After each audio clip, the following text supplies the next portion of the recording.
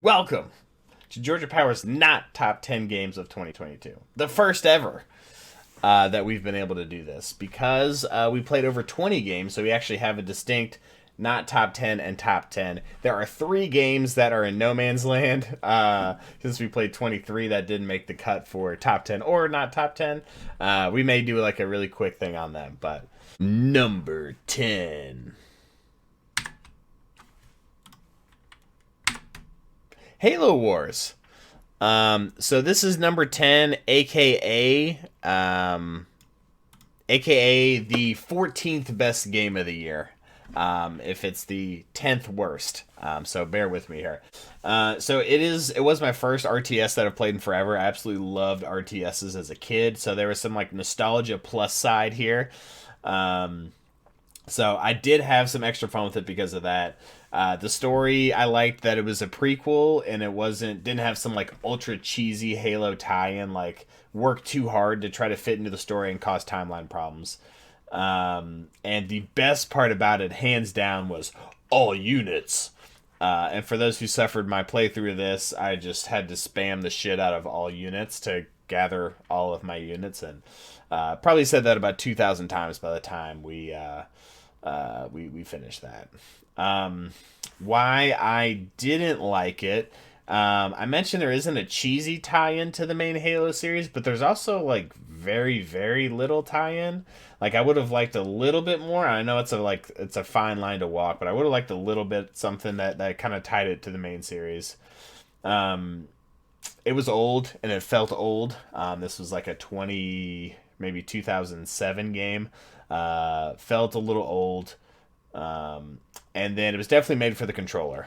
Played on the PC, and it's got a lot of cool ways to make an RTS for a controller, which is nice, but also I really wanted to get that classic feel for the PC, and I couldn't really do it. So, long story short, it was kind of dated, kind of not as much, no Master Chief, very little like Halo that I know tie-in, and for that reason, that is our 10th worst game of the year. Number 9. Astro's Playroom. I actually kind of liked it. It's very limited. It's kind of a cute kind of Mario knockoff. But it does, I feel like it does what it wants to do. It shows the features of the controllers really well. It's responsive. The gameplay is simple, but it does what you want it to. It was a little bit of a challenge for the platinum with kind of the time trial aspect of it.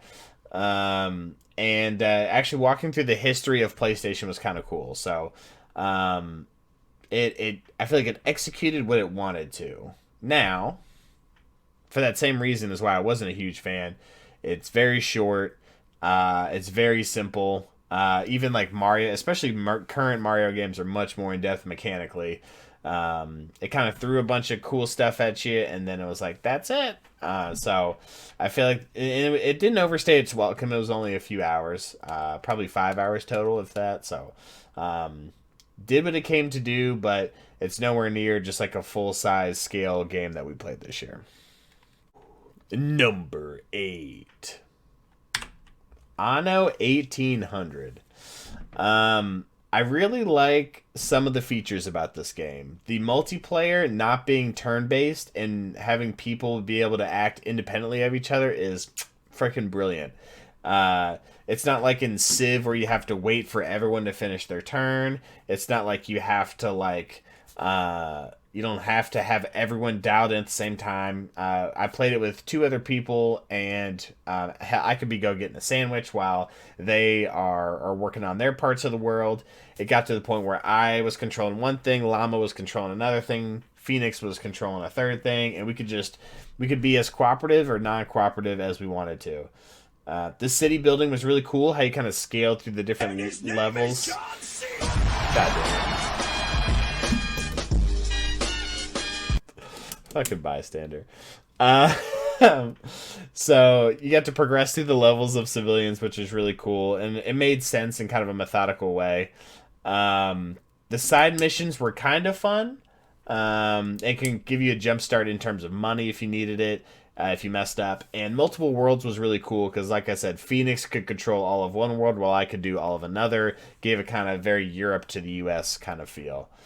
Why I didn't like it is side missions got very tiring by the end of it, and they ruin your democratic relationships with people. So if you don't do the like side bitch missions, it actually hurts your standing with them to the point that they'll eventually declare war on you, which is super annoying. So you have to keep doing them. In classic Ubisoft fashion, they could not resist putting in mandatory side missions essentially, which it ended up being for a really trivial amount of gold towards the end of the game. If you have really good economy, you don't need it, so you don't do it, and then it hurts your relationship. So it just kind of drags the game out.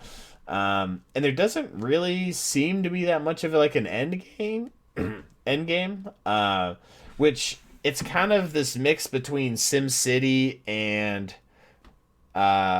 Civ 5, and Civ 5 has a very definitive end game. You win by a certain measurement, but SimCity really doesn't.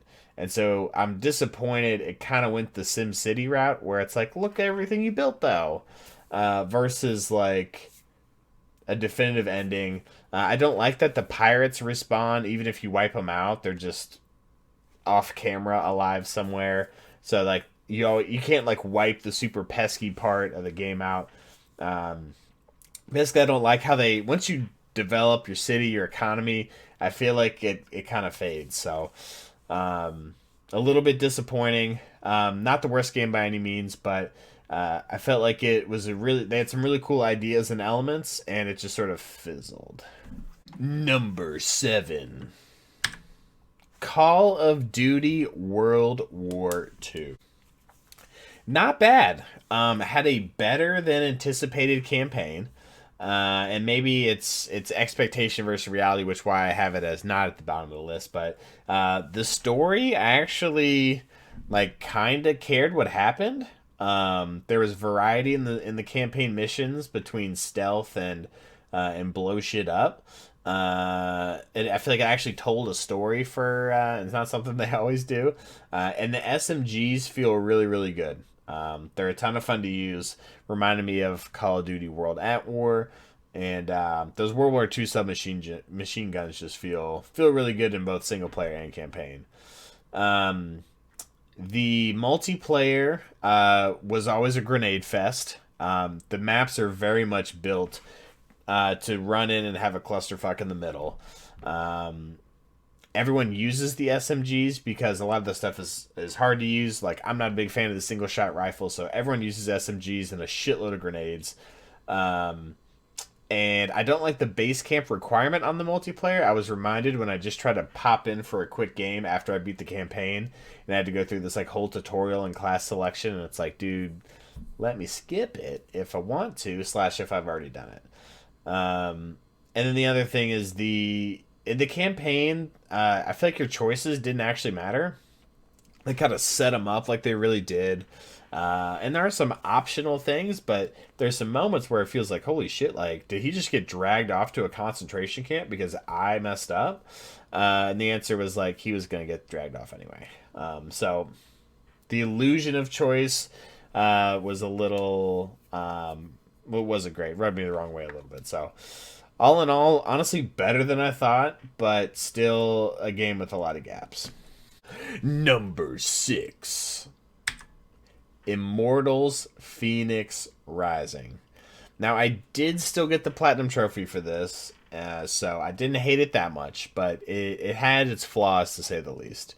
So, the positives, it's a really bright atmosphere, very colorful, very fun, as you can kind of even see from the picture here.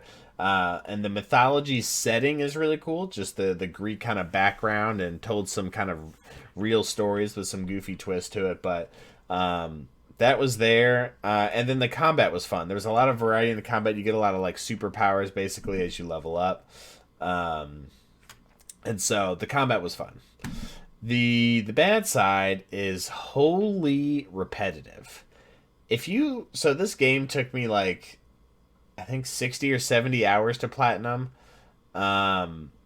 if you would have just main ran the story, it would have been like 12 hours. Like, it was, there were just so much. It wasn't even side missions, it was just chests and fucking chests everywhere. There should have been like a fifth of the random shit on the map that you're supposed to do.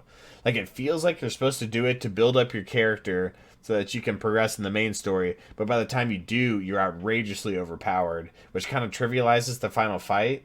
So it's like, did you want me to do this stuff on the map and get ridiculously overpowered, or did you not want me to?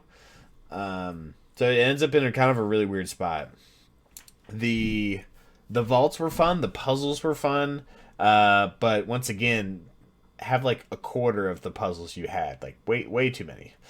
Um, the humor got on my nerves, I admit. It was way too like, I don't know. I don't even know how to describe it. It was just very eye rolly humor, I guess I would say. Um, and then I feel like this is just kind of a Zelda ripoff, which I haven't played for Breath of the Wild. Um, but I feel like it's a little weird that they just took so much from that game. So anyway, had a really good concept. I just wanted it to be like a third as long as it was. I think it would have been, or honestly, I would have enjoyed it so much more. But I got really tired of it by the end. I was pretty excited for it to be done, to get the platinum trophy, and not very interested at all in the DLC. Number 5, Thronebreaker, The Witcher Tales. So I'm sorry to disappoint Shane here with the that this isn't my number one game overall. Boo! You suck balls. Getting virtually booed. So the positives, the story was good. The story was interesting as you tried to kind of gather strength to be able to. He's an idiot. Comes from upbringing. Parents are probably idiots too. The story was good as you try to gather strength, and there's a couple twists and turns to be able to kind of, you think it's to kind of override your son, but there's more to it, I guess we'll say. And by the time you get to the end of the game and really understand your deck and everyone else's deck, like what they're trying to do with you, or to you, I guess, then it becomes really fun.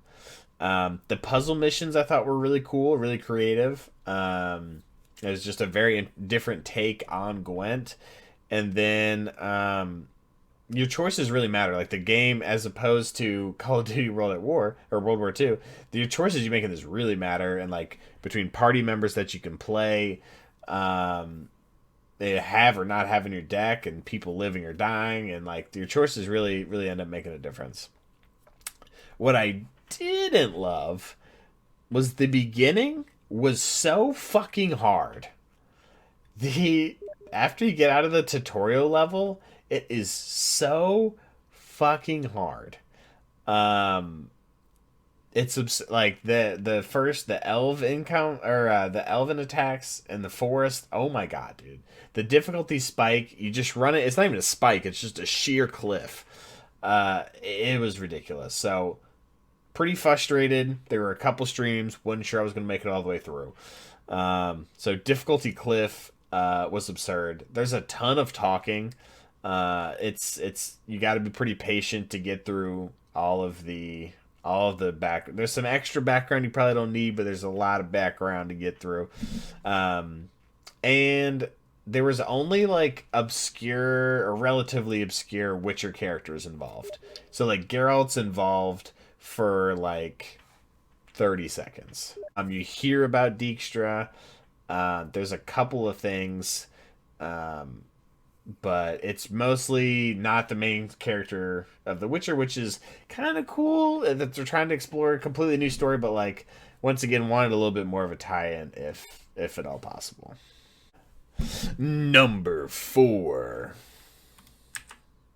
Halo 5.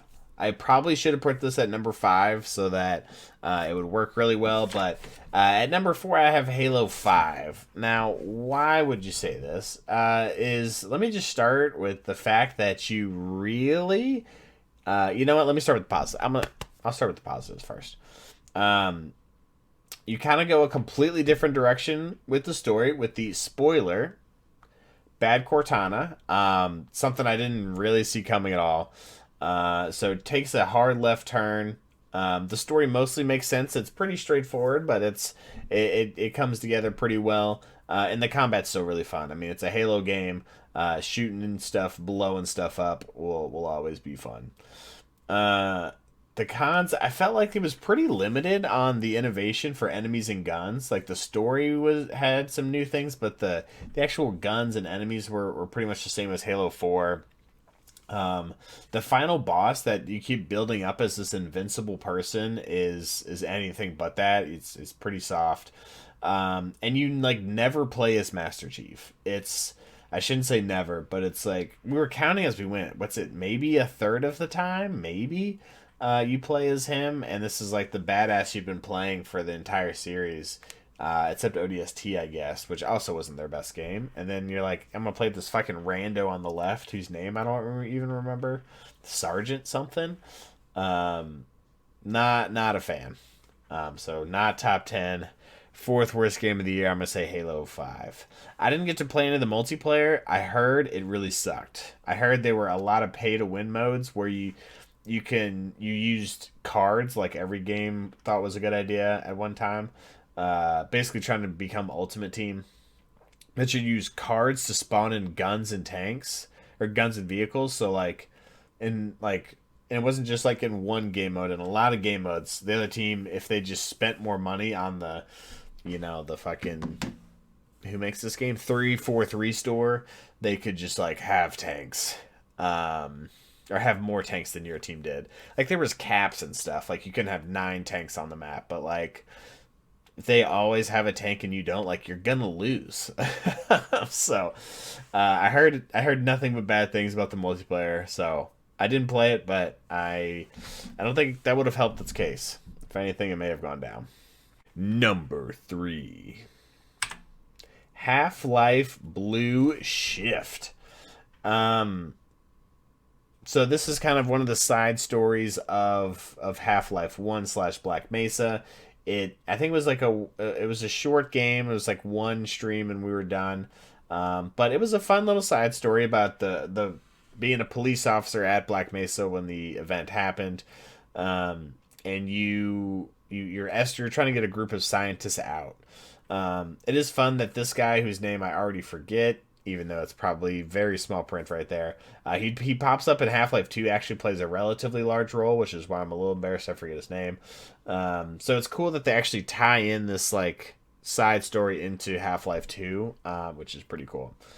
The cons, this is a very old game, and the bugs, so the age really showed in terms of clunkiness, and then the bugs on top of that. There was an issue I had with this Opposing Force and Black Mesa where there was a bug that was a problem around going through loading screens. So that was a bit of a turnoff.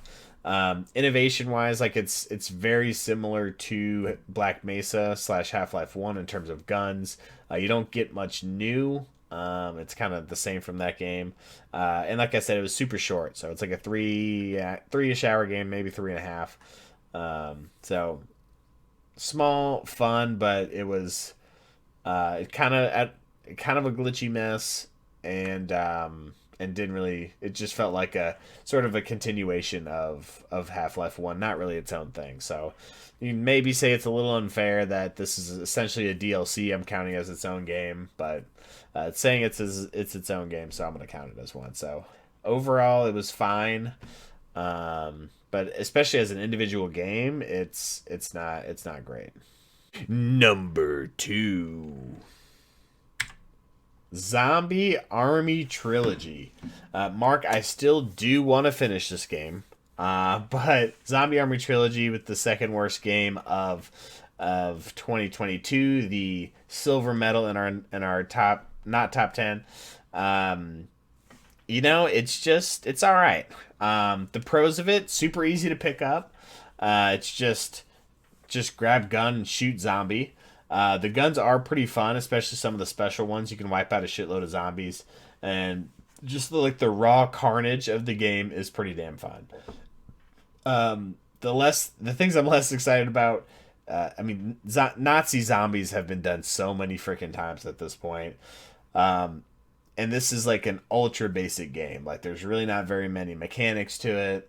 It's basically just shoot. Like there's the only variety you really get is the guns, and there's not much there either. And by the end of the stream, I'm like, I think I'm good on Zombie Army Trilogy. Like it's just left trigger L2 R2 L2 R2 L2 R2 is basically the gameplay loop.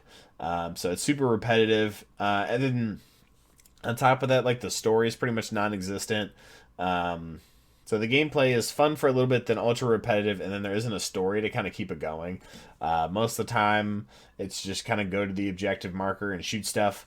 So not the greatest game ever, but Mark, I still do want to finish it because OCD/completionist in me. But I guess the good news is it's pretty short. We're 2 streams away from finishing it. I think it's gonna be 5 streams for 3 games. You know, the trilogy. So not too long. It doesn't overstay its welcome. It feels like a mini game almost. That just hung around for too long. The Dumpster Fire Award for the worst game of 2022 goes to Just Cause 4. This game was at best. The good things, the story isn't anything that's gonna hurt your brain or make you think too hard about, but pretty wacky. Kind of a cool idea about a guy that can control the weather. So mildly interesting there. Lots of explosions. The grappling hook is super fun, and then some of the guns that let you harness the power of the storms are pretty cool. The cons. This is one of the very few open world games like this. I had no desire to do the side missions. Like I did 1 of each of them, and all 3 of the 4 categories I just didn't do. Like you guys know, I almost always do all the side missions on these games, and they all sucked. The stunt driving flying thing, the tomb raiding piece, like they were not fun.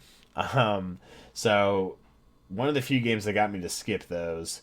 There are so many fucking control towers, whatever you want to call them, the synchronizing points in Assassin's Creed, the outpost camps in Far Cry, whatever you want to call those. They were bases in this game, but they were like there was an outrageous amount. I should have counted, but it was like 30 of them to like unfog the map basically. And that was basically the game. You have to unfog the whole map, get all those, and then you do like your handful of story missions.